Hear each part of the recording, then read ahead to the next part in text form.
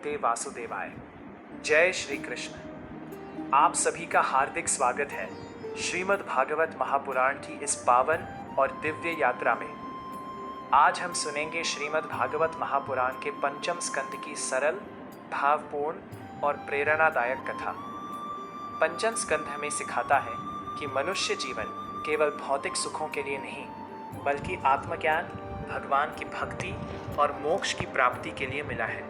इस स्कंद में भगवान ऋषभ देव का दिव्य जीवन, भरत महाराज की प्रेरणादायक कथा, जड़ भरत का अद्वितीय ज्ञान, ब्रह्मांड की अद्भुत रचना तथा कर्मों के फल का विस्तृत वर्णन मिलता है। आइए श्रद्धा और भक्ति के साथ इस दिव्य कथा का शुभारंभ करते हैं।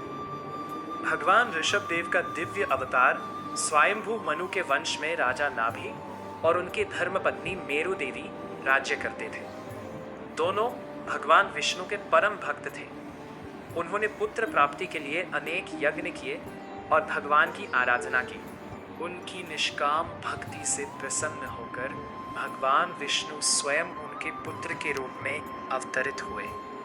यही दिव्य अवतार भगवान ऋषभ देव कहलाए। भगवान ऋषभ देव ने बचपन से ही असाधारण गुणों का परिचय दिया। वे धर्म, ज्ञान, करुणा और वैराग्य के मूर्त स्वरूप थे। समय आने पर उन्होंने राज्य की बागडोर संभाली और अपनी प्रजा को न्याय, सत्य और धर्म के मार्ग पर चलाया। उनके राज्य में किसी को भय नहीं था, किसी को अभाव नहीं था और सभी लोग धर्म का पालन करते थे। ऋषभ देव का महान उपदेश भगवान ऋषभ देव के 100 पुत्र थे, जिनमें सबसे बड़े थे भरत। एक दिन उन्होंने अपने पुत्रों को जीवन का सबसे महत्वपूर्ण उपदेश दिया।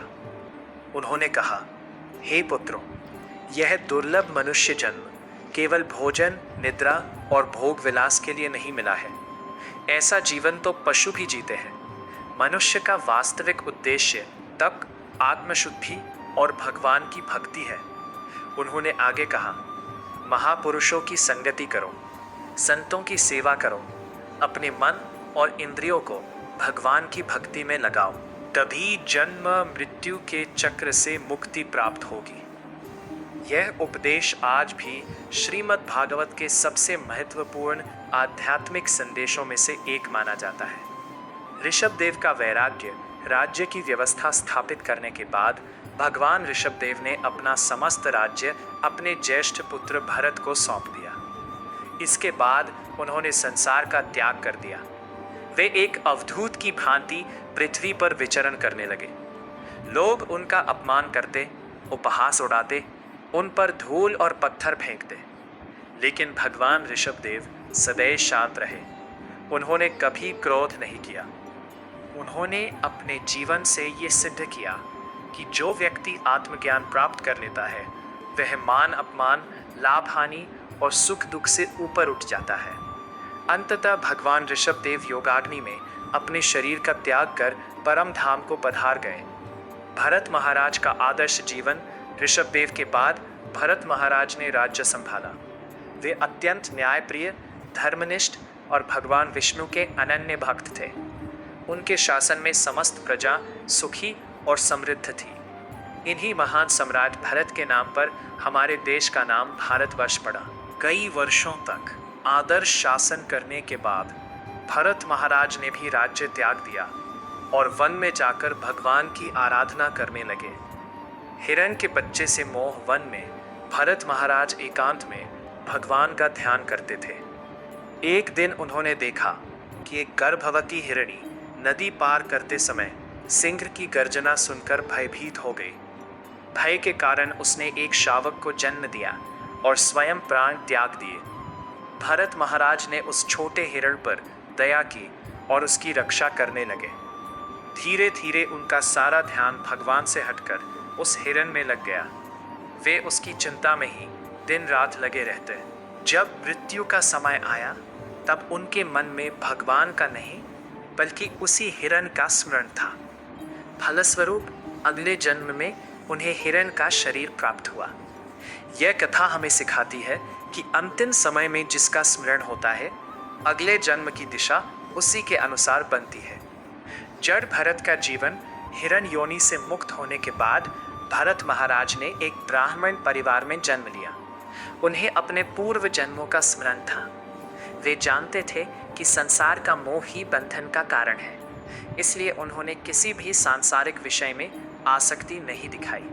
लोग उन्हें मूर्ख और जड़ समझते थे, इसी कारण वे जड़ भरत कहलाए।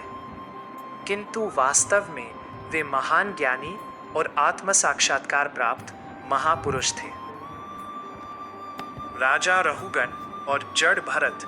एक दिन राजा रहुगन अपनी पालकी में यात्रा कर रहे थे। पालकी उठाने वालों की कमी होने पर जड़ भरत को भी पालकी उठाने के लिए बुला लिया गया। चलते समय जड़ भरत मार्ग में छोटे छोटे कीड़ों और जीवों को बचाने के लिए सावधानी से कदम रखते थे।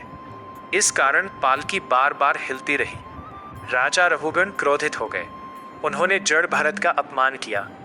तब जड़ भरत ने अत्यंत गूढ़ आत्मज्ञान का उपदेश दिया। उन्होंने कहा, राजन, आप जिस शरीर को अपमानित कर रहे हैं वह मैं नहीं हूं, मैं शुद्ध आत्मा हूं। आत्मा न जन्म लेती है न मरती है, वह सदैव शाश्वत है। उन्होंने आगे कहा, अहंकार ही मनुष्य को संसार के बंधनों में बांधता है। जो स्वयं को शरीर मानता है वही दुख पाता है। यह सुनकर राजा रहुगन का अहंकार समाप्त हो गया। उन्होंने जड़ भरत के चरणों में गिरकर क्षमा मांगी और उन्हें अपना गुरु स्वीकार किया। ब्रह्मांड की अद्भुत रचना पंचम स्कंध में भगवान की अद्भुत सृष्टि का भी विस्तृत वर्णन मिलता है। इसमें जम्बूद्वीप, सप्तद्वीप, सप्त समुद्र, मेरु पर्वत, सूर्य, चंद्रमा, ग्रहों की गति और विभिन्न लोकों का वर्णन किया गया है। यह वर्णन हमें यह अनुभव कराता है कि संपूर्ण ब्रह्मांड भगवान की दिव्य व्यवस्था से संचालित हो रहा है। हर ग्रह, हर तारा और प्रत्येक लोक भगवान की इच्छा के अनुसार अपने अपने कार्य में लगे हुए हैं। नरकों का वर्णन पंचम स्कंद के अंतिम अध्यायों में विभिन्न नरकों का वर्णन मिलता है। यह वर्णन केवल भय उत्पन्न करने के लिए नहीं है। इसका उद्देश्य मनुष्य को अपने कर्मों के प्रति जागरूक करना है। जो व्यक्ति हिंसा, छल, कपट, चोरी, अन्याय और अधर्म करता है उसे अपने कर्मों का फल अवश्य भोगना पड़ता है। लेकिन जो व्यक्ति भगवान का नाम स्मरण करता है, धर्म का पालन करता है और दूसरों के प्रति दया रखता है, वह परम गति को प्राप्त करता है।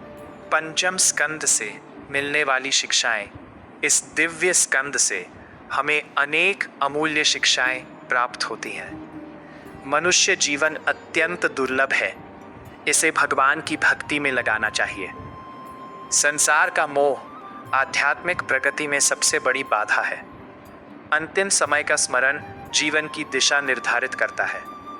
आत्मा अमर है और शरीर नश्वर। अहंकार छोड़कर विनम्रता अपनानी चाहिए। संतों की संगति जीवन को पवित्र बनाती है। भगवान की भक्ति ही जन्म और मृत्यु के चक्र से मुक्ति का मार्ग है।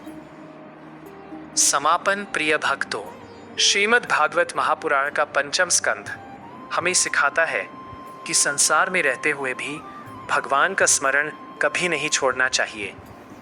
भगवान ऋषभ देव का वैराग्य, भरत महाराज की जीवन यात्रा, जड़ भरत का आत्मज्ञान और भगवान की विराट सृष्टि, ये सभी प्रसंग हमें एक ही संदेश देते हैं।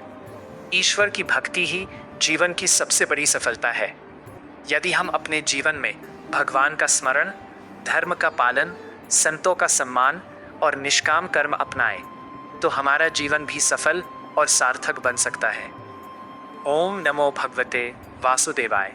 यदि आपको यह पावन कथा पसंद आई हो तो कृपया इस वीडियो को लाइक करें, अपने परिवार और मित्रों के साथ शेयर करें और श्रीमद् भागवत महापुराण के सभी स्कंधों की सरल हिंदी व्याख्या सुनने के लिए हमारे चैनल को सब्सक्राइब करना न भूलें।